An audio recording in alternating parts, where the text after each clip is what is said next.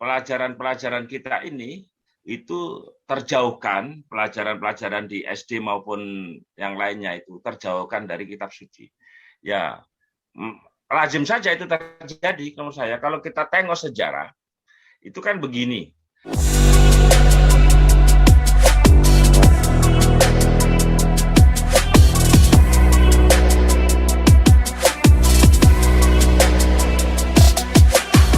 Yang dikemukakan oleh Pak As tadi itu adalah mengkorelasikan antara dalil akli dengan dalil nakli tadi. Misalnya tentang gunung yang berjalan-jalan, yang bergerak dan sebagainya tadi itu adalah mengkorelasikan antara dalil akli dengan dalil nakli.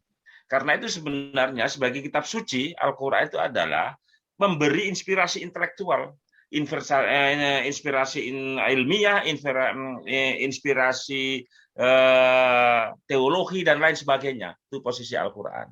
1, 2. Kebetulan kami ini sebagai guru, Pak, ya, kami guru SD, ya, kami sudah mencoba untuk membuat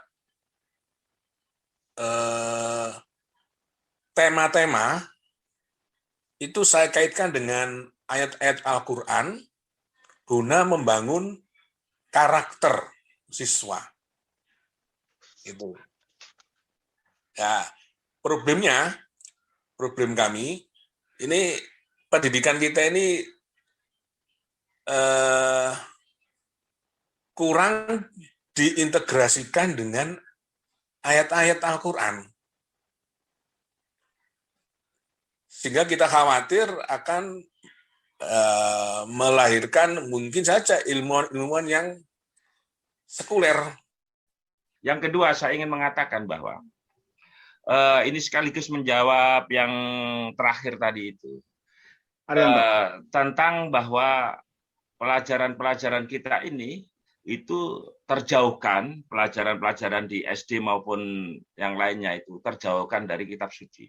Ya, lazim saja itu terjadi menurut saya. Kalau kita tengok sejarah, itu kan begini.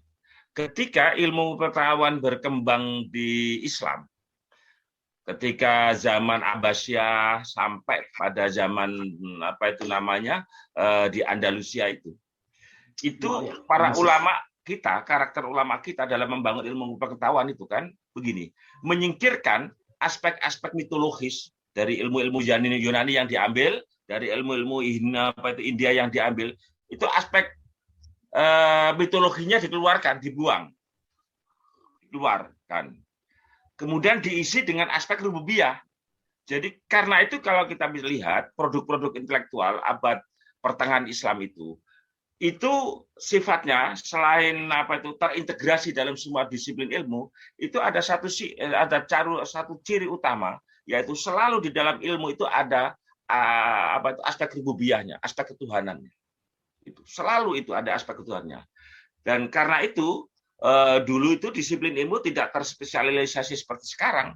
Ibnu Sina misalnya bisa kita lihat, dia selain seorang filosof, selain seorang dokter, dia juga seorang fuqaha dan seterusnya.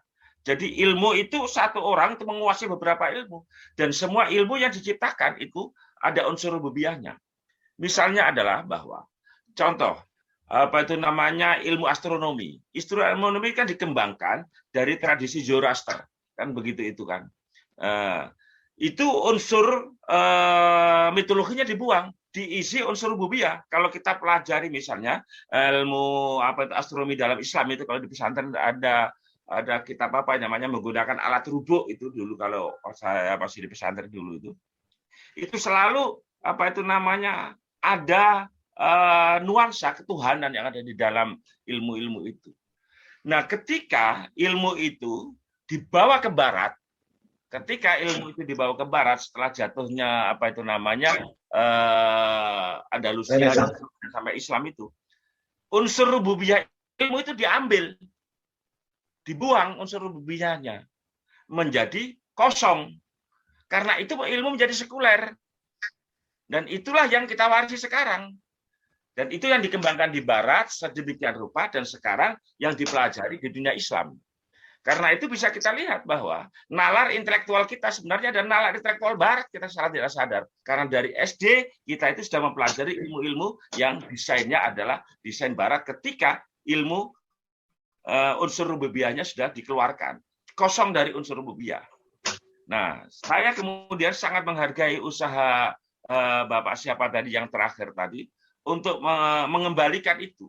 Untuk mengembalikan itu, saya berusaha menghargai. Karena saya sendiri di pesantren kami di Lamongan juga sedang saya lakukan itu. Baik tingkat MI sampai di perguruan tingginya, itu selalu itu saya misalnya satu bab tentang apa itu namanya ilmu biologi, itu harus ada, guru harus mencari rujukan Quraniknya. Sebab kalau tidak begitu, ilmu pengetahuan betul-betul ini terasingkan dari Al-Quran. Sehingga apa yang kita sebut dalil nakli itu tidak bisa menjadi rujukan.